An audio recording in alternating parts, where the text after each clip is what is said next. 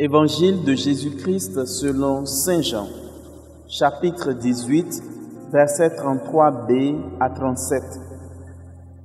En ce temps-là, Pilate appela Jésus et lui dit : « Es-tu le roi des Juifs ?» Jésus lui demanda : « Dis-tu cela de toi-même ou bien d'autres te l'ont dit à mon sujet ?»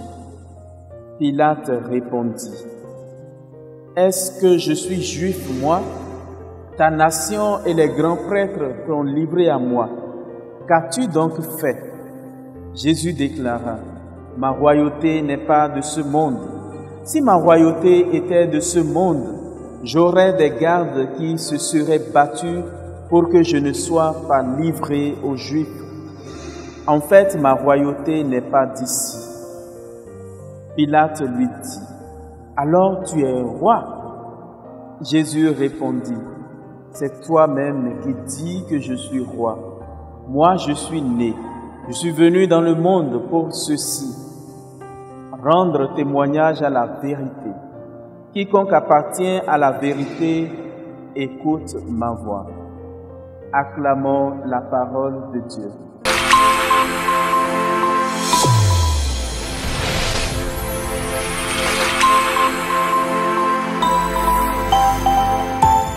Chers frères et sœurs en Christ, auditeurs et auditrices de la Sève Coaching TV, nous voici venus au dernier dimanche de l'année liturgique B, le 34e du temps ordinaire. Oui, ce dimanche est celui du Christ roi de l'univers.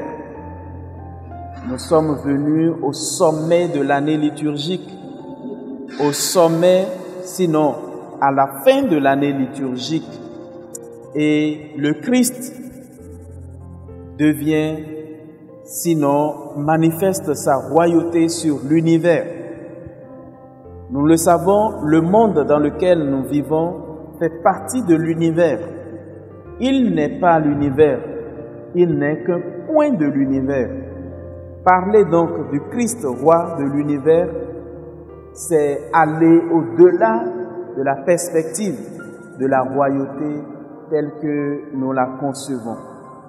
Mais la problématique du Christ comme roi se pose notamment face aux détenteurs du pouvoir temporel. Et c'est là que Pilate, avec Jésus, ont eu un entretien qui peut nous laisser perplexes. Pilate ne veut pas se convaincre que sa royauté est temporelle et qu'au-delà de sa royauté, il peut y avoir une royauté encore plus grande, plus vaste, plus étendue et plus durable. Jésus, dans son dialogue avec Pilate, lui fait comprendre que sa royauté n'est pas d'ici. Jésus est roi. Mais comment règne-t-il? Oui, il est roi parce qu'il règne par le service, mais il est aussi roi parce qu'il est le Fils de Dieu. Sur la terre, nous concevons que deux capitaines ne peuvent pas rester dans un même bateau. Pilate et Jésus, tous deux rois, dans un même royaume. Pilate ne le conçoit pas ainsi. Mais Jésus reprécise la qualité de son royaume. Je suis venu rendre témoignage à la vérité. Et c'est par le service que je règne. Oui, Jésus s'est mis au service de tous pour élever tout le monde afin que sa royauté ne soit ni écrasante ni avilissante. Le roi, c'est celui qui règne par le service. Et Jésus nous l'a démontré. Et sa royauté a fini sur la croix. Sur la croix où désormais les bras étendus, il accueille tous ceux et celles qui ont soif de Dieu et qui l'approchent. Oui, La dimension verticale de la croix nous montre que Jésus, suspendu entre le ciel et la terre, fait désormais le pont entre le ciel et la terre, fait désormais le lien entre les hommes et Dieu. Et par sa couronne d'épines, il nous montre que toutes les souffrances que nous portons deviennent légères parce qu'il a souffert. Il a souffert pour nous sauver.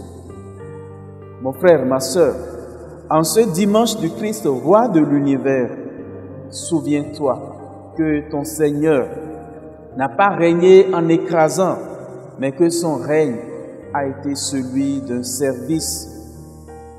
Deviens roi, deviens reine toi aussi, par ta capacité à servir les autres, non dans un rapport d'asservissement, mais dans un rapport d'humilité et de simplicité. Le service élève celui qui sert et celui qui est servi. Que le Christ, roi de l'univers, fasse de nous des reines et des rois pour notre temps, afin que l'humanité croie en Jésus, lui qui est vivant et règne pour les siècles des siècles. Amen.